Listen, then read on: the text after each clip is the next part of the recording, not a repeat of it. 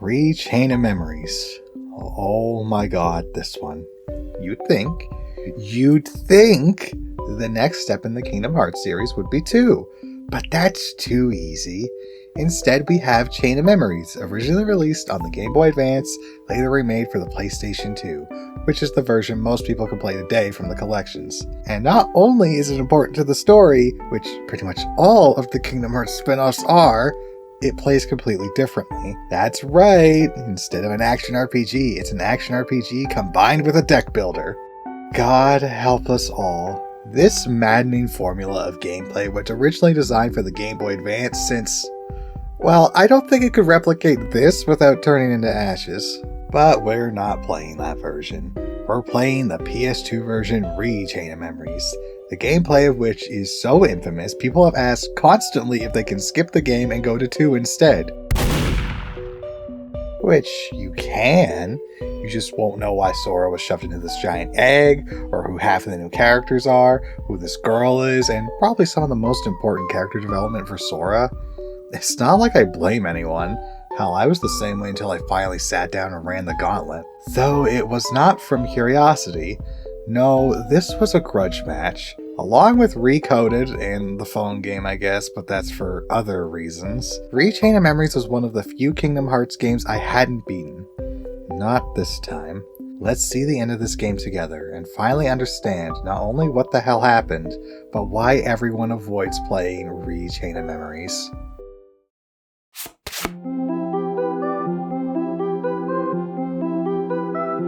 We start off right where Kingdom Hearts 1 ended, with Sora and the gang chasing after Pluto, that little shit. And after a long time of wandering in, I don't know, like the Windows XP background, I don't know where the fuck we are, honestly. Sora eventually finds this mysterious figure in a black coat. Not the same guy we fought in the bonus fight in 1 though, just gotta be clear on that. This spooky dude says that if Sora wants to find something he needs, he'll need to lose something dear to him.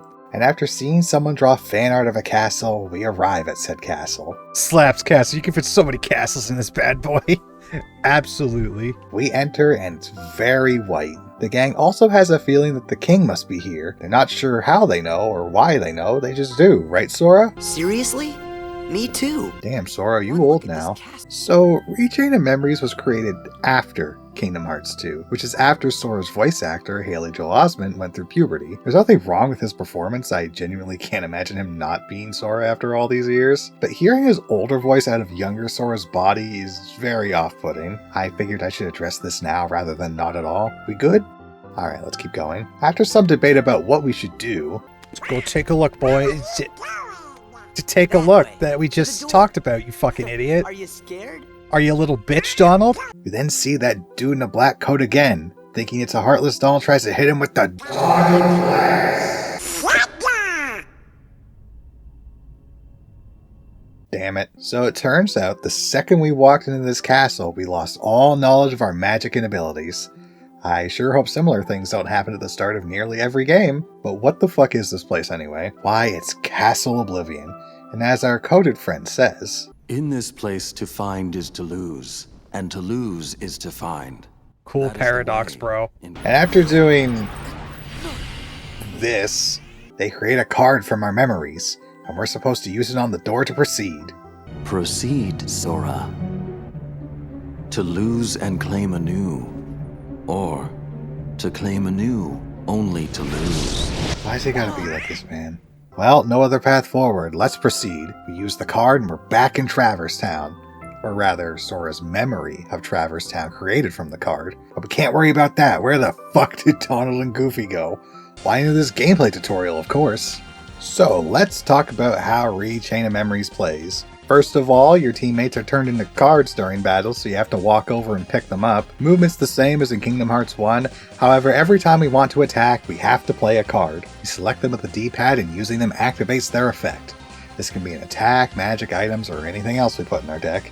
Speaking of, we don't draw a hand, we draw all of our cards at the same time, so we don't have to worry about having to draw more cards for a better hand. Which is good because we'll be suffering enough later down the line without that.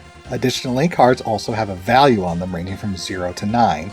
This is because when a card is played, if someone plays another card with a value equal to or higher than that value, or it's a value of 0, it will stop the other card, resulting in a card break. This both stops the effect and stuns the target, and the important part is that both you and your enemies work off of these rules, so if an enemy has a big attack, you can use a card with a bigger value, or a 0, to put a stop to it.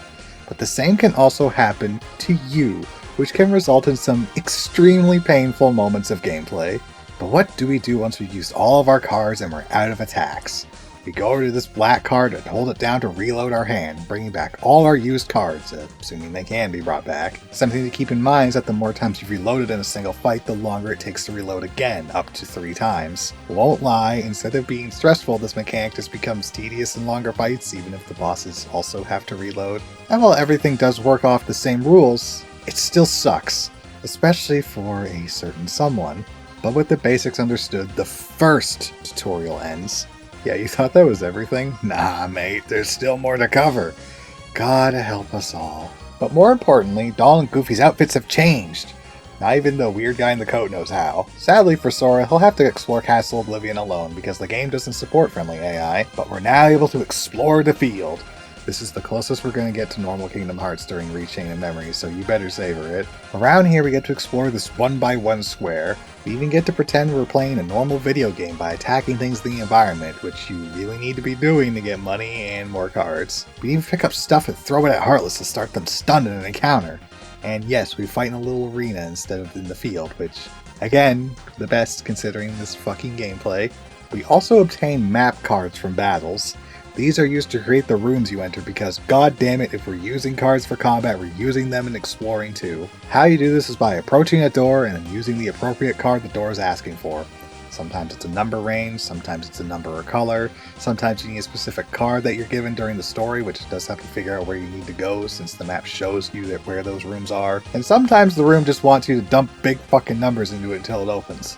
I'm gonna tell you guys right now, if you get the Joker card that unlocks anything, save it for this big motherfucker right here near the end that wants 99 points in it. Fuck that door, I can't believe it's necessary for progression. What the fuck? 99? Okay. But what you do put in the normal doors does matter, as they'll all have different effects on the room that's created.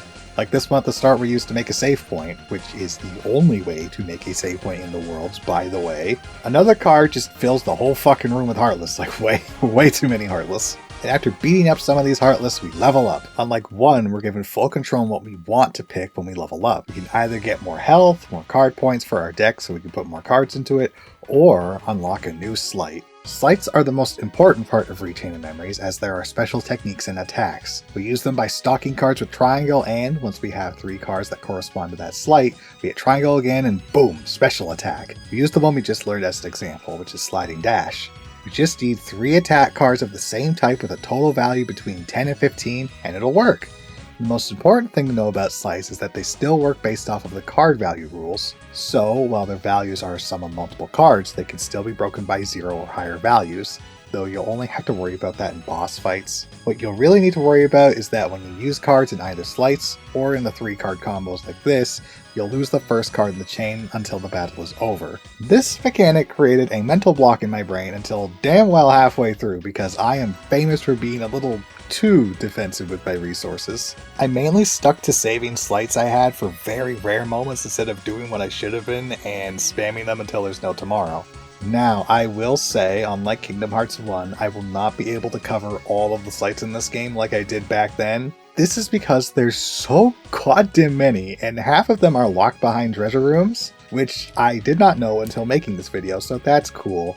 Instead, I'll give you a quick brief and point out if they're actually any good. I also can't give exact damage values like in 1 because the strength of cards is shown via a letter and the damage from sleights is a multiplier, so fucking great. Funny enough, this will also happen in some of the other games as well, since there's so many abilities in them it becomes impossible for me to keep up. Oh well, can't blame a man for trying. Back to the story, we run into Leon, except he doesn't remember us at all. Same goes for Yuffie when she shows up, so what the fuck is happening? Well, that's the magic of the cards.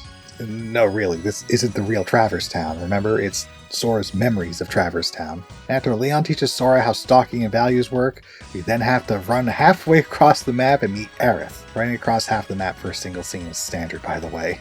Like, guys, you're allowed to make the "I forgot because we're in Castle Oblivion" joke for the entirety of the streams for this.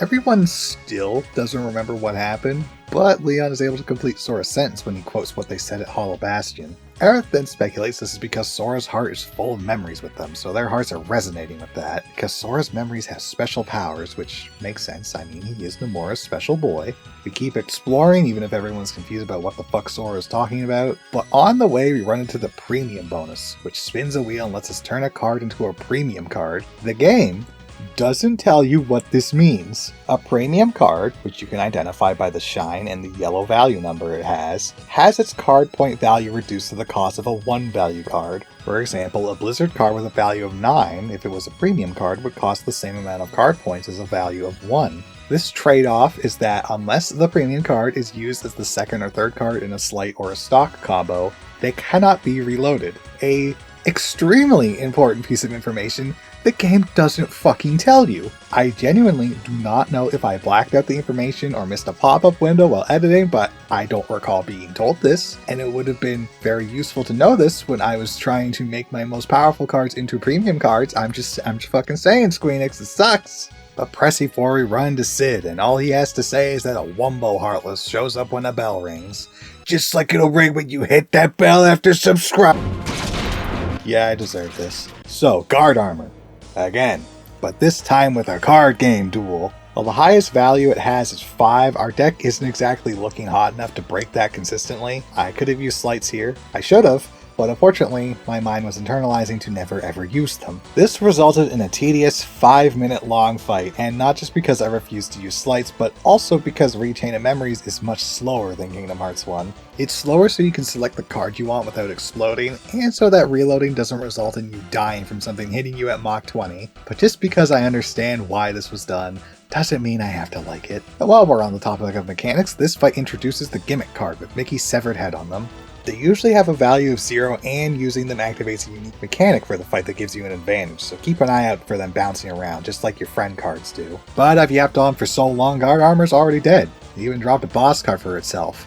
Sora's very happy to get it. Guard armor. I don't know why, there's something funny about Sora just sitting there all the time, like...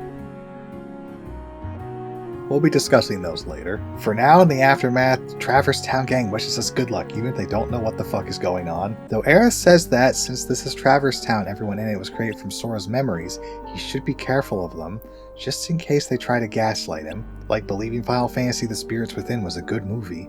Then Aerith Houdini's on us and we take our leave. What's nice about boss fights is that they place you in a room with a save point, which is extremely helpful because this game loves to pile on a second boss fight after the world's done.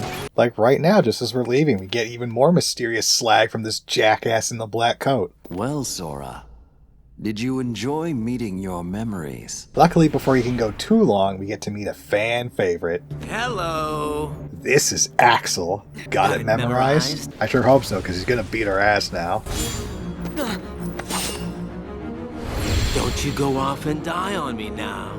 Don't you just love back-to-back boss fights? Fuck. Now, fighting Axel is a bit different from the usual bosses as he can use slights. And big fucking shocker, the AI is able to move way faster with their hand than we ever could. Doesn't matter so much now, but oh my god, it's gonna matter later. As for Axel's fight, well, it's not that bad. It's pretty early in the game still. Though another mechanic about cards and slights I would like to point out is that if you play a lower value card against the other one, nothing happens. Case in point. Oh. Sorry, he was open and my brain just thought, oh, I can just beat the shit out of him now, but no, it's not how this works. If you see a big number show up and you can't beat it, just wait it out. Axel, however, goes out like a bitch in this fight. Oh, he's dead. Alright, good. Donald did it. Donald actually killed somebody. He killed a boss! Oh my god, Donald did something! I didn't even see it because I didn't trust him to actually do that. For our victory, we're given our first fire card and another card to help us move forward. Oh, and Axel's still here. Axel goads Sora into pushing forward, seeking what he forgot, because that way he'll find the person that's most precious to him. Axel also goads me into getting upset because he continues the trend of antagonists speaking in fucking circles in this game. You have lost sight of the light within the darkness, and it seems that you've forgotten that you forgot. Everyone's just talking in fucking circles in this game. This sucks. But while Axel's shenanigans might have upset me, Sora instead says he'll find what he's looking for without any help. Axel then gives another vague warning about memories changing Sora, and he leaves. It's gonna be like this the whole game, isn't it?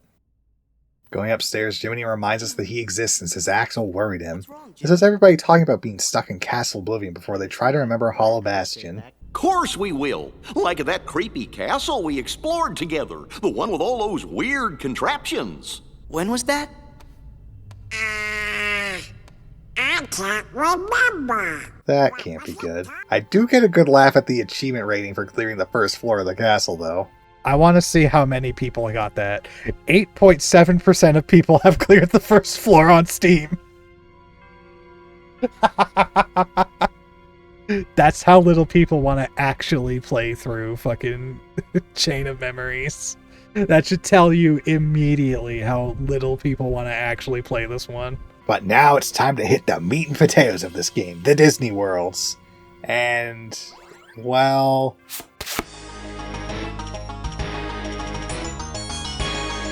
yeah, this might come as a surprise, but none of the story that happens within the Disney Worlds actually matters. At the end of the day, they are alterations of what happened in Kingdom Hearts 1, but with the twist of people forgetting things. So for the sake of brevity, I will be skipping most of what happens in them. I'll keep you up to date with anything important though. Trust me, you won't miss anything crucial. First up, we go to Wonderland, and the first fight here is really indicative of how the experience is going to be. Son of a bitch. Come here. Oh, of course. Fuck these plant enemies. I hate them. But they aren't as bad as this fight against the card soldiers. Every time I thought this fight was over, it had another wave, and then another one. It took a while to get through this. This did lead me to the question while writing if using a friend card in this fight would let me reload the cards I used in them. And the answer is yes. I didn't notice this during my entire playthrough, so use this knowledge of my mistake to your advantage. Just put your friend card first, then the sleight afterwards, and boom. Free sleight and you don't lose your shit. It's great. Or, you could just keep watching my playthrough for Chain of Memories instead of playing it yourself. That's always an option. Beating this fight gives us the Card Soldier card as a reward. And you know what? Let's talk about deck building. I think I've put it off long enough. To start with, you have your deck limit and card points. You can technically have 99 cards in your deck, but like I mentioned when explaining premium cards, your card points will limit that. Each card costs different points to put in your deck, and the cost of each card varies depending on its power and value, with a 0 card being the most expensive. Next we have card types. We have attack cards with a red border, magic and summon cards with a blue border, item and friend cards with a green border, and enemy cards with a black border. They all work exactly how you expect them to, but the main thing you need to keep in mind is that item cards and enemy cards will not be reloaded no matter what. The enemy cards, this doesn't matter too much since you just play them and that's it, you get the effect, yahoo. With item cards, if they get broken, well, tough shit, that thing's gone the whole fight. It sucks, but if you put them at the first card in the stock, then you should be safe. Unless you get card broken by a 0, there's not much you can do about that, unfortunately. With that being said, item cards are extremely helpful for skipping reloads and restoring cards, so taking 1 or 2 is a fucking fantastic idea and you should do it. As for enemy cards, they go into a side that you can access by hitting select. You pop them and their effect is active until their limit is hit, such as reloads, slights, or cards played. These effects are extremely powerful, most of the time, which is why their cost is ludicrous. And their drop rate is under 5% unless you're in a specific room.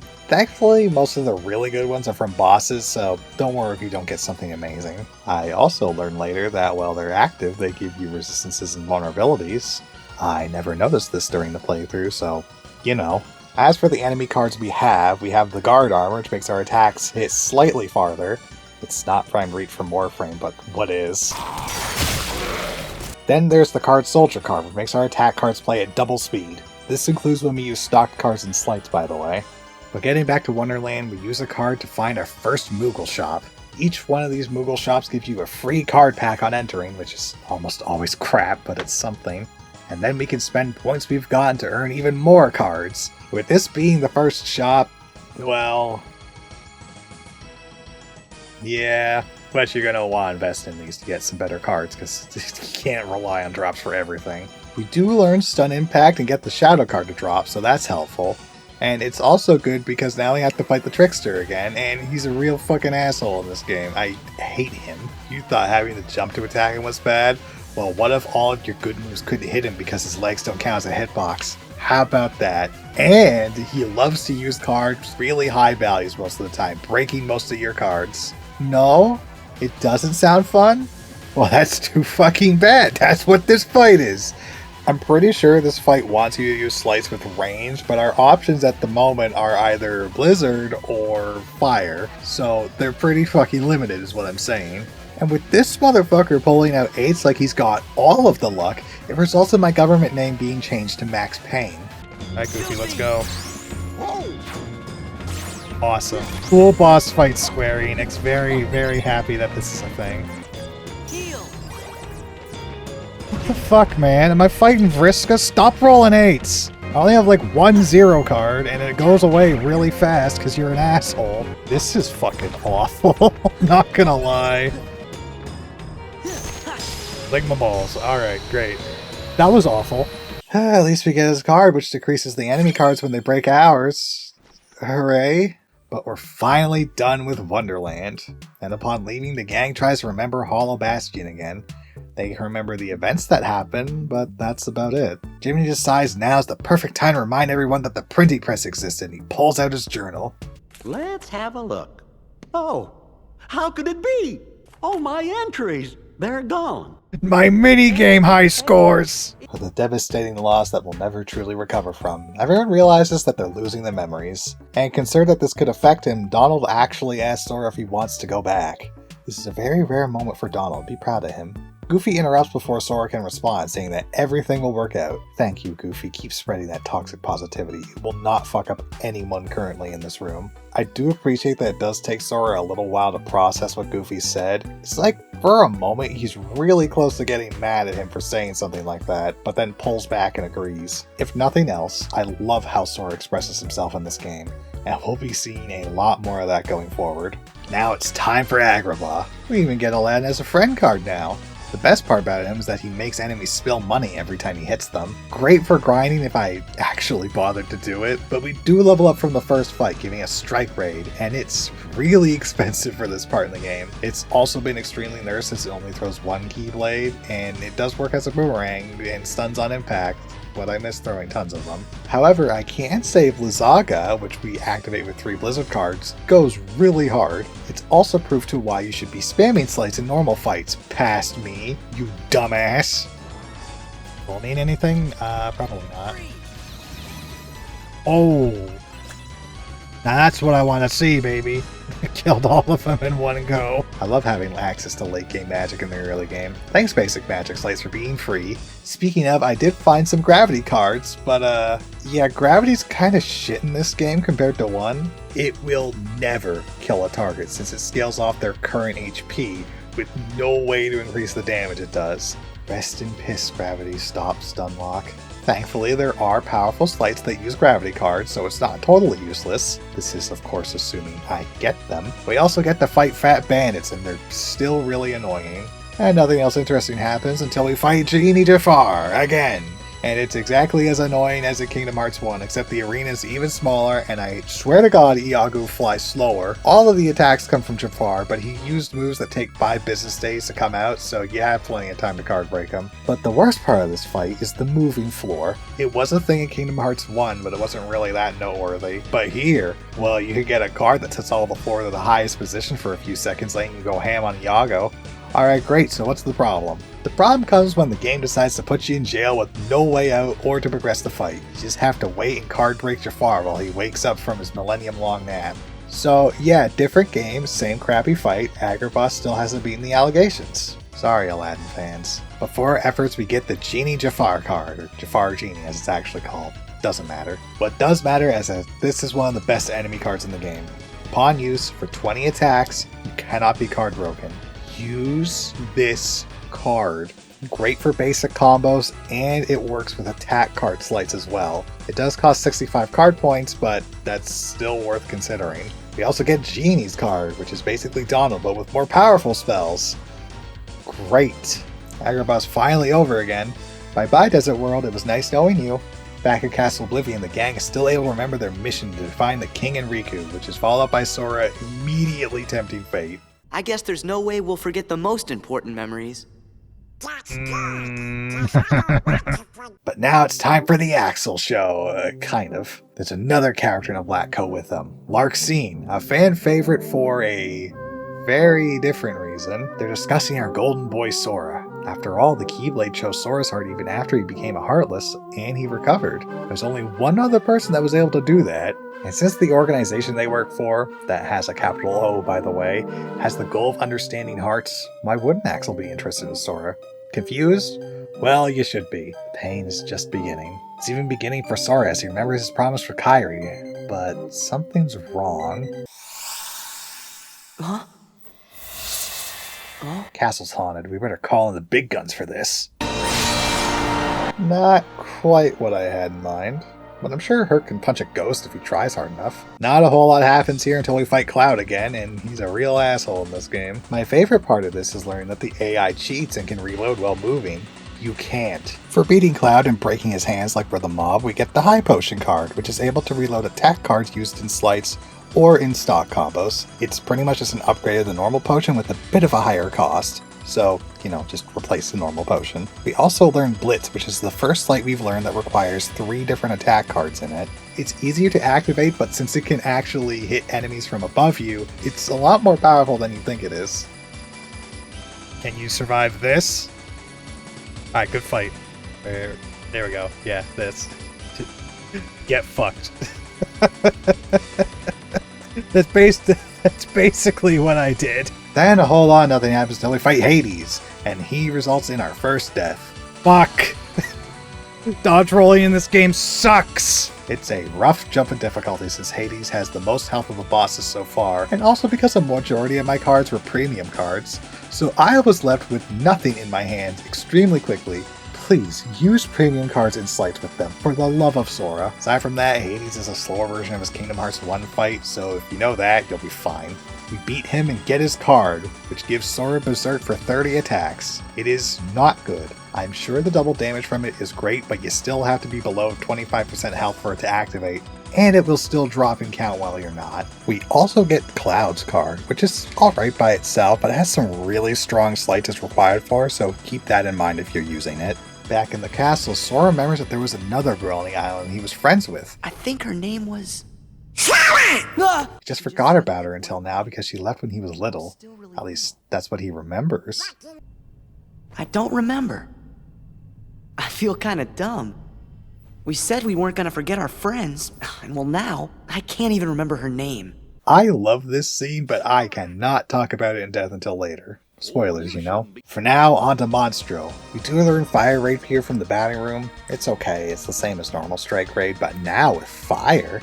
We then have a rematch against the Parasite Cage, and it is way harder here than in 1. Why? Because we have no place to stand. They really came out here and said, oops, all acid. Keep in mind that you still take damage from acid while you're doing a slight, so that's fun. Oh, this sucks. Also, where's Cure? It's supposed to be here. Where's Cure? It's supposed to be in my deck. Game fucking sucks, I guess. I don't know what to tell you. Fire Raid isn't helping either since he's got fire resistance. Because of course they give you a move the boss is resistant to in the world you fight him. Most you can do is use the special card to remove the acid for a few seconds. It's something. We do die, but I get him on the run back after Donald proceeds to fail us in a brand new way. I can't jump when Pluto's doing this. I can't jump when I have a summon out, man. Why? Death. Alright, there we go. Yeah, I might go check the mechanics real quick, because I have this distinct feeling that card breaks actually make your cards disappear for the rest of the fight. You do get the Parasite Cage card though, which stops an enemy's card without fail. Then you can't reload it, and it costs like twice the amount. Why not just use a 0 card? So for making me forgetting understanding, Sora remembers more about that girl from the island. She liked to draw, Sora would even fight over who she'd draw next. But then the group notes that Sora's the only one remembering things rather than forgetting them. They assume they haven't forgotten enough, which I'm sure a good bottle of whiskey can fix. But then, evil organization schemes. Larxene decides this is the time she should be the one to mess with Sora. Axel doesn't like this idea. I'm not going to just give it to him. Don't break him. Don't forget. Sora is the key. We need him if we're going to take over the organization. I know that you're in on it too. But keep it under your hood, at least until the time is right. But look out, the guy voiced by Metal Gear Solid character is a double agent. Don't really know what the stakes they're playing for are, but I'm assuming they're Wagyu beef stuff, probably? I don't know. Oh, and Sora still can't remember that girl's name. I'm sure he will eventually. Okay, last world in this pack, Halloween Town. And the plants are back. We also get to some of the most insulting card packs I pull from in this entire playthrough.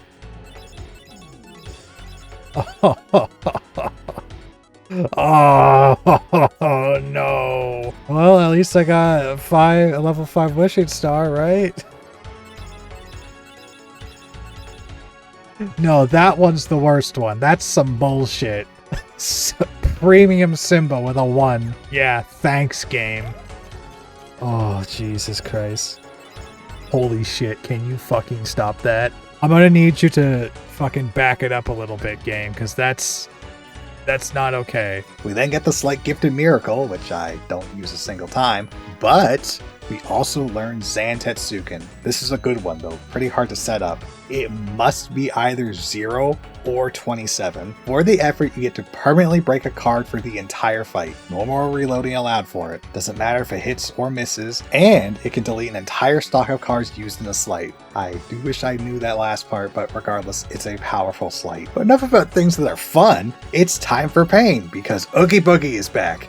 And rev up those fires, his boss fight still fucking sucks. What we have to do is break his cards enough that the gate blocking us is opened. Then we can beat his ass. Easy in theory, however, most of my cards are valued around 5 to 6. Oogie's cards are valued around 7 to 8. Not to mention most of my cards are premium and yeah, no, this was a pain in the ass. It might be a little self-inflicted, but the slow waiting is just as bad here as it was in Kingdom Hearts 1. We finally take him down after several attempts, making use of the Shadow card to increase our card's values. Oh, thank God. That was horrible. I'm gonna keep it $1.50 with you guys. That was not fun. That was just really tedious. We do get Oogie Boogie's card for this, which provides a regen effect. Nice, but nothing too crazy if you ask me. And now it's back to the castle, and Larxene is here to ruin Sora's entire day. She taunts Sora about discarding his memories to find the true memories before mocking him about the girl he forgot. From what Larxene's saying, she might even be here in the castle. You can save her, Sora! And you obviously are the hero, so you have to go save her. Although... I cannot imagine how bad it must feel to get kicked in the stomach that hard. He even knocks out the star charm that girl made for Sora too, and he finally remembers her name. The memory has to be engraved somewhere deep inside your heart. Sora, you think carefully now. Namine.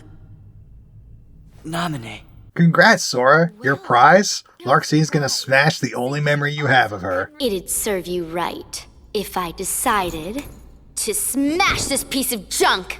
Let it go! Namine gave me this. It's very important to me.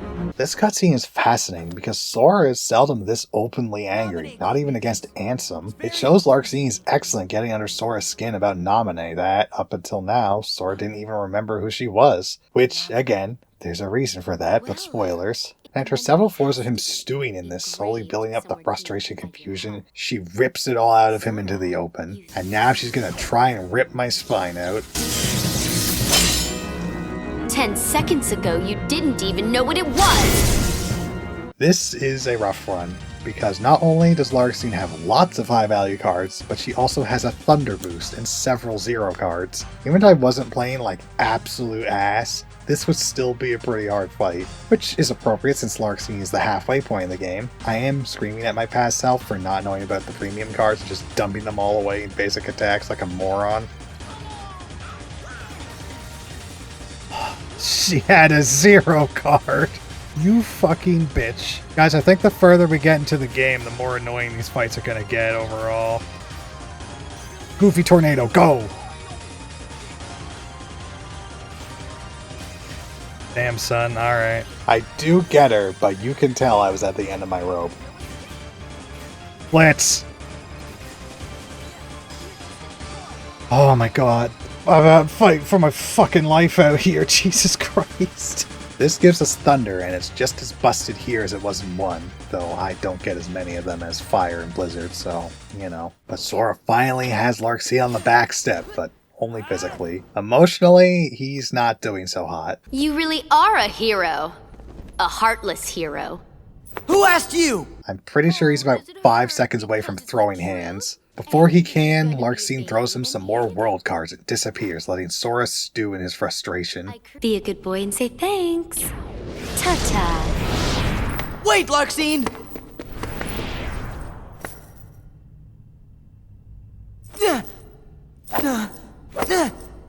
Where are you? Don't you dare hide from me! Show yourself! My poor boy is struggling. Sora? I hate this. Why'd I need someone like that to bring back Naminé's memory? And it's about to get worse, because after Axel mocks Larxene, another organization member shows up.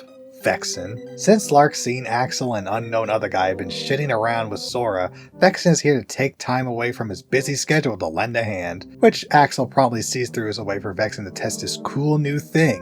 What is it? I hope you use it to put on a very good show for us. Ah, hell yeah, it's Moon Shoes.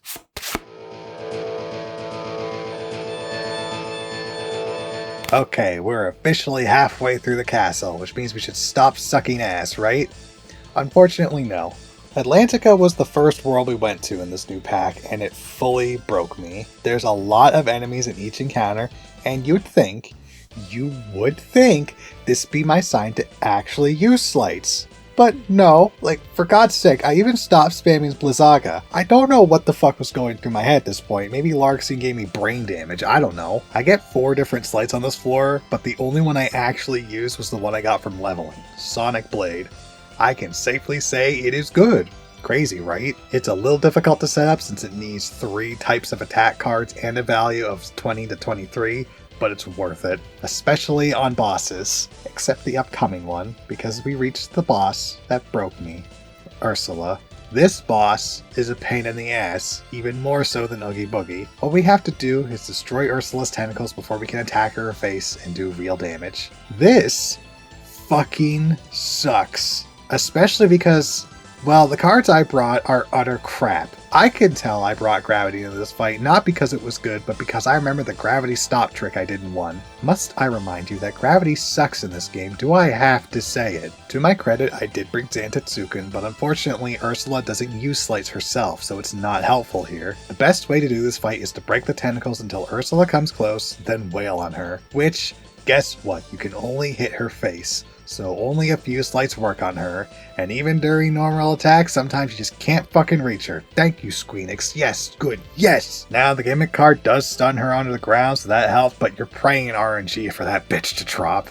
This sucks. It sucks. It sucks. It sucks. But after struggling against this for ages and seeing this unskippable pre-boss cutscene 3 different times, There's no way you're taking part. we finally win. Come on. Oh, thank God. Well, that was miserable. Just gonna say it, that sucked. At least for a little while, because Riku's here now. What are you doing here? Not happy to see me? Let me know if I'm getting in the way. You know, of something that's more important. Looks like the Dark World drained Riku of all that character development he went through. I mean, it wasn't a lot, but still. Here Riku starts gaslighting Sora, saying it's all his fault Naminé left the islands and that Naminé doesn't want to see him again. This tactic should seem very familiar to someone else Sora was dealing with. Did I do something? Is it my fault? Riku. Go home, Sora. I'll care for Naminé. Anyone who goes near her goes through me!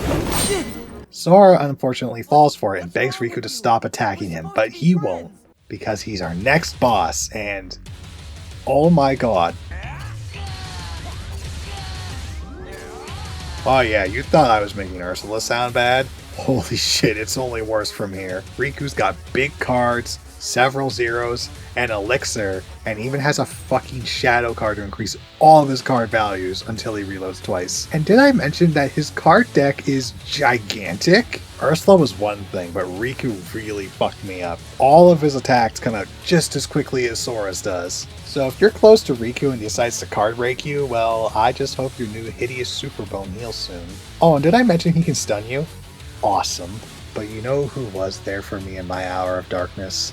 The man that answered my call of sorrow. Our fucking goat, Goofy. His Slight, Goofy Tornado, does an absurd amount of damage. I don't know what he's been eating or what workout routine he has, but my god, it is working. Not only that, but there's also the one with Donald called Wild Crush, and it is just as good. Use these slights when you get them. My man Goofy is amazing, and he beats the shit out of children with no remorse. Mostly. I have to finish Riku myself, which still gets really close.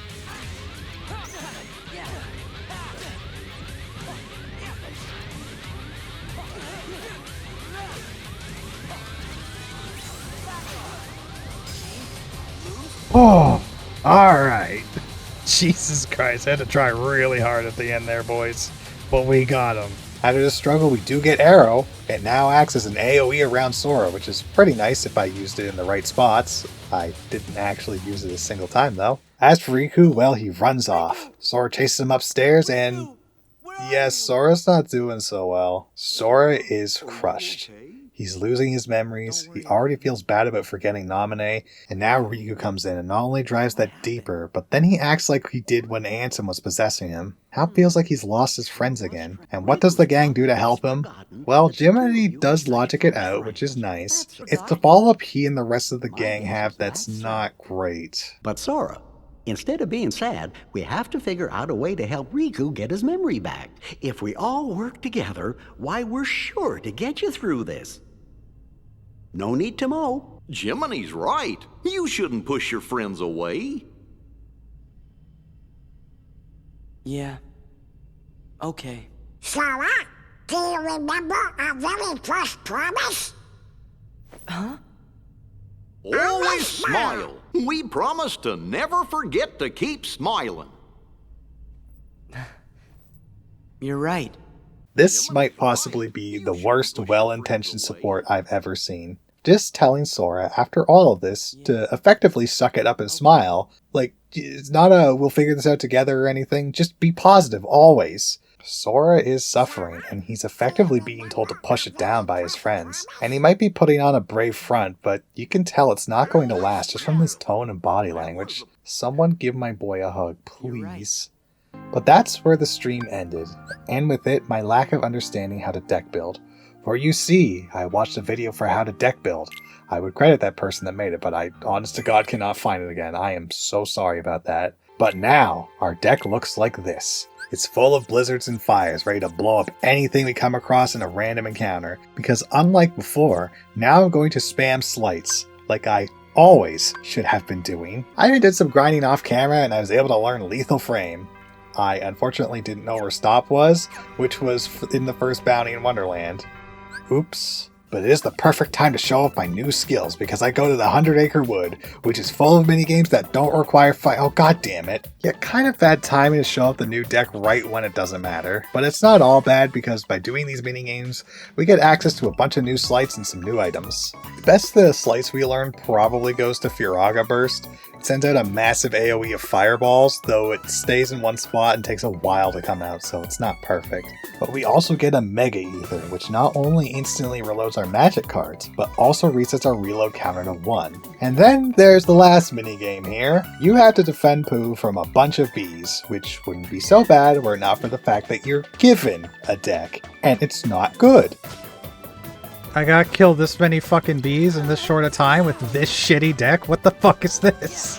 I think I hate bees now.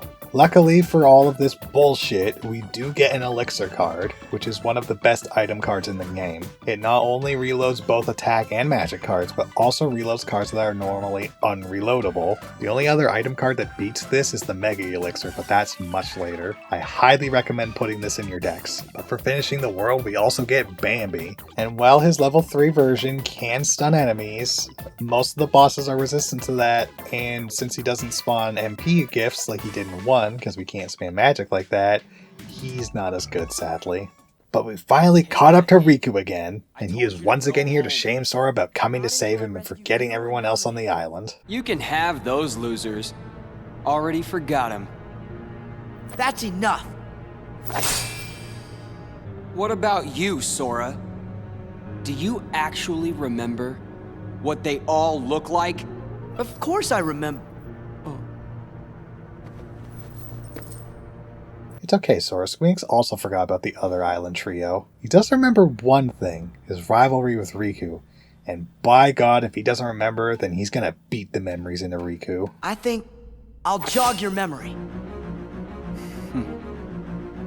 Go ahead and try. Now we get to show off the new magic deck. It's pretty good. Even from this, you can tell the deck is way better than before. I ultimately still lose, since Riku's second fight is just as difficult as the first, but with more slights he can use now. Then decided to change up my deck to focus on spamming Sonic Blade. I, however, forgot midway through how Sonic Blade works, and yeah. Oh, that one didn't count. That's great. The craziest part is that I still win. Despite me royally fucking up how I wanted to make my deck, I still clutched it against Riku. God help you if I can hit you a second time, you son of a bitch.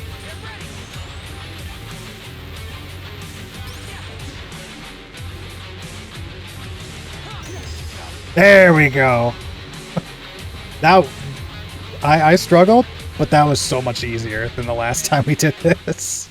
Sora begs Riku to stop, but Riku runs off after bragging about not being able to remember. What? You can fight me all you want, but I still won't remember a thing. Why are you saying that like it's bragging rights? What the fuck are you talking about? This scene and my reaction continues to make me laugh every time I rewatch it. Though funny as it is, it's actually kind of foreshadowing in a weird way. But ooh, we get to see the girl in white again. And that's actually Naminé. Does it hurt, Naminé? Watching your two childhood friends fight, all because of you. You have my sympathies from the heart. And Axel just casually reveals that the two of them are nobodies, as in those beings Ansem mentioned in his notes that we read at the end of Kingdom Hearts 1. It's so quickly and casually dropped here, I feel like it's possible to just fly over your head how important that reveal is if you're not aware of the context. And then we go back to Sora. He's still determined to help Riku, but also Naminé. After all, the three of them play on the islands all the time. There's no one else there, right? Right? Let's not worry about it. Neverland time, which instantly gives us Glide, and I can finally show off my new magic deck. See, isn't this better than struggling against literally every single fight? We do eventually get the pirate enemy card, which, you know what, let me just show you my live reaction to see how I feel about it. Change all values of all cards to change the value of all cards to 0. Why? What the fuck? It's not helpful for anyone. Like, hey bro, I heard you want to get nothing done for the past 2 minutes. Here you go. I think you could use this to make everything do a Zantetsuken Slight, but that's about it. And it's around now I fixed my fucking boss deck, so let me give you the proper rundown of how it works. See, not only do we want to spam slights, but we also want to make sure the first reload we do will have slights ready again immediately, so we don't waste time shuffling cards. So what you want to do is have the row be a slight, and then the second and third card should also be making a slight with the cards below it. It should look like this, kind of a repeating L shape going down the middle and right side of the deck. And with the deck prepared, we run into Captain Hook, except I forgot to swap out my decks. That, however, did not matter. No one makes a fool out of Joseph Joestar. Captain Hook is not like Joseph at all, come on now. Sora Blast.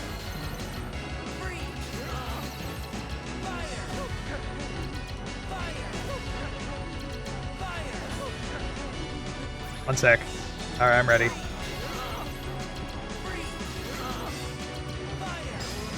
Alright, good fight, bro. good fight, Hook. I banish you, Captain Hook, to the depths of my deck. You might give me second chance, but I won't need it if I just kill whoever's trying to kill me. We also learned the slight tornado from this level up, and I'm telling you right now, this one's kinda nuts. Finally, gravity has a use. It's real, it can be used, and it's not garbage. We also get Tinkerbell for that sweet HP regen effect. This isn't as helpful because it stops us from attacking, and I require blood. Anyways, we're back in the castle. No Riku this time. I wonder if he's doing okay. We'll cut into the evil gang. They're infighting. Turns out the Riku we've been fighting was a replica made by Vexen. So that's why he's acting like such a prick. It also explains why him being proud about not remembering things makes a little more sense. It's still really silly though. Though it's not the silliest thing he says. Larksy and Axel are currently making fun of Vexen since his Riku hasn't stopped Sora. He's hiding somewhere to lure Sora deeper into the castle, right? I suppose we should just leave it at that, you know. Aha! Oh, I see now. I would have never guessed that. So sorry, Vexen. Silence! And now we finally get to see that guy who lured us into the castle, Marluxia. Even Marluxia lays into Vexen, causing him to try and pull rank on Marluxia. Vexen, the simple fact is that your project was a failure. You'd best not disappoint us again. Disappoint you? You go too far! In this organization, you're number 11. I'm number 4, and I will not have you!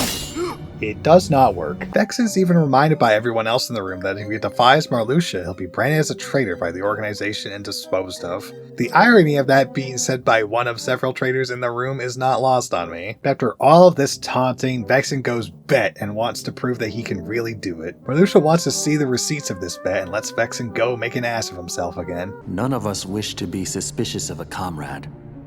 Your insincerity is comforting. You give a challenge like that to Vexen and he'll seriously want to eliminate Sora. Marluxia then walks over to Naminé, and the fact that she's trying not to look at him and then physically recoils when he touches her shoulder, it's a call Judge from Ready or Not right fucking now. No way, cocksucker. Marluxia then implies that Sora's about to be killed, but Sora made a promise to save Naminé after all. But you can tell from Marluxia's tone, it's clearly an order he's giving her. Naminé doesn't even look Marluxia in the eye when she agrees to all this. Back to Sora, and what a surprise, he now remembers the promise he made to protect Naminé no matter what. Strange how that works, isn't it? Now it's time for Hollow Bastion. Despite this being an original world for Kingdom Hearts, the story here focuses on Belle and Beast, so we can also skip it. We do get Reflect Raid from the Room of Awards. I have mixed feelings on it. It does make Keyblades fly everywhere when you hit things, but it doesn't do a lot of damage. At least it didn't feel like it to me. It is fun to watch though. I also switched out my Sonic Blade strat for spamming Blitz instead, since a lot of enemies in Hollow Bastion fly around. And if you miss once, Sonic Blade ends, so it's pretty bad here. Blitz was able to hit them far more consistently. And making our way through, we get to Dragon Maleficent, and I was worried that I would need to swap my deck out from Blitz spam. Instead, we just blitzed her to death. Yeah, Sora Gaming.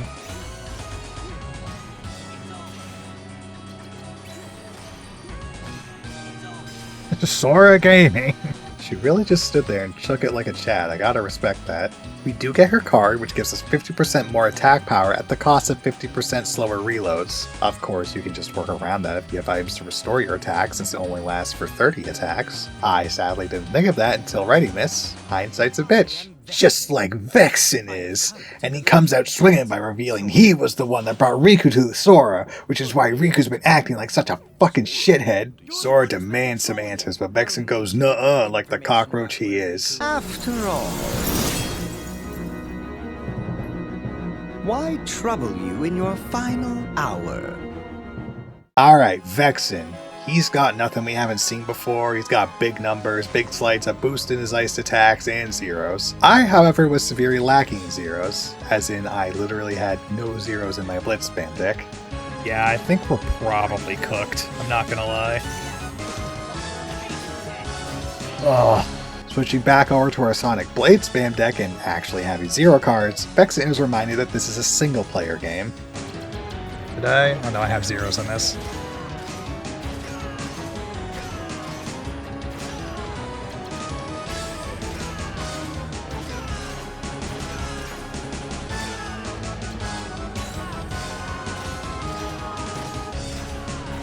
Never forget that stun locking an enemy doesn't let them play cards or slights. There's a few close calls, but really, Vexen's a bitch now that I have gameplay knowledge. But Vexen goes, I was merely pretending to be bad, and pulls out a cool new world card from Sora's memories. Except we've never been to that place. Apparently it's memories from the other side. So what, heaven? Hell? Detroit? We'll never know, because just like all organization members, he fucks off. We do learn the slight freeze, though.